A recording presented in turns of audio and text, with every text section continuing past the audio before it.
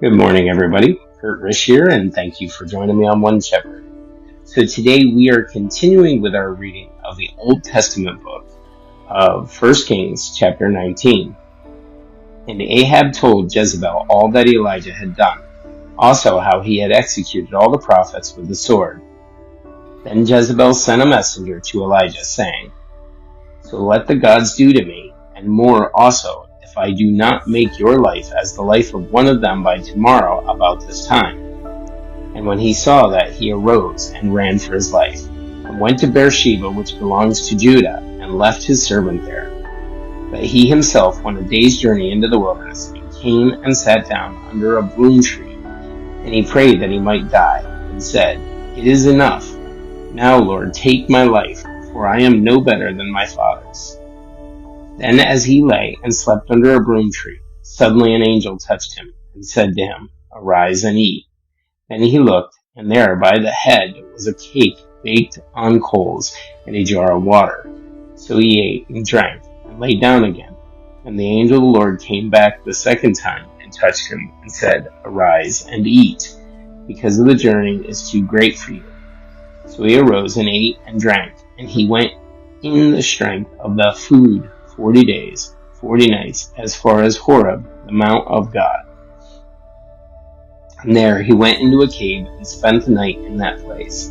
And behold, the word of the Lord came to him, and he said to him, "What are you doing here, Elijah?" So he said, "I have been very zealous for the Lord God of hosts, for the children of Israel have forsaken your covenant, torn down your altars, and killed your prophets with the sword. I alone am left, and they seek to take my life." Then he said, "Go out and stand on the mountain before the Lord." And behold, the Lord passed by, and a great and strong wind tore into the mountains and broke the rocks in pieces before the Lord. But the Lord was not in the wind. And after the wind, an earthquake, but the Lord was not in the earthquake. And after the earthquake, a fire, but the Lord was not in the fire. And after the fire, a still small voice. So it was, when Elijah heard it, that he wrapped his face in the mantle and went out and stood in the entrance of the cave. Suddenly a voice came to him and said, "What are you doing here, Elijah?"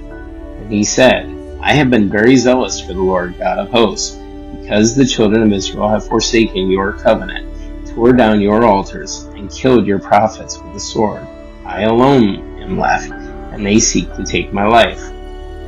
Then the Lord said to him, "Go, return on your way to the wilderness of Damascus, and when you arrive, anoint Hazael king over Syria. Also you shall anoint Jehu the son of Nimshi as king over Israel, and Elisha the son of Shaphat of Abel Meholah you shall anoint as prophet in your place. It shall be that whoever escapes the sword of Hazael, Jehu will kill, and whoever escapes the sword of Jehu, Elisha will kill.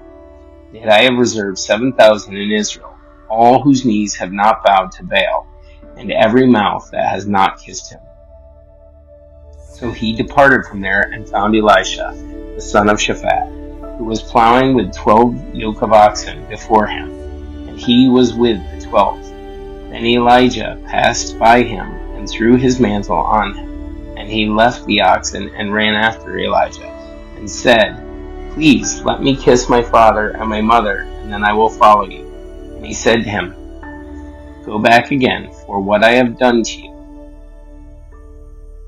So Elisha turned back from him and took a yoke of oxen and slaughtered them and boiled their flesh using oxen's equipment and gave it to the people, and they ate. And he arose and followed Elijah and became his servant.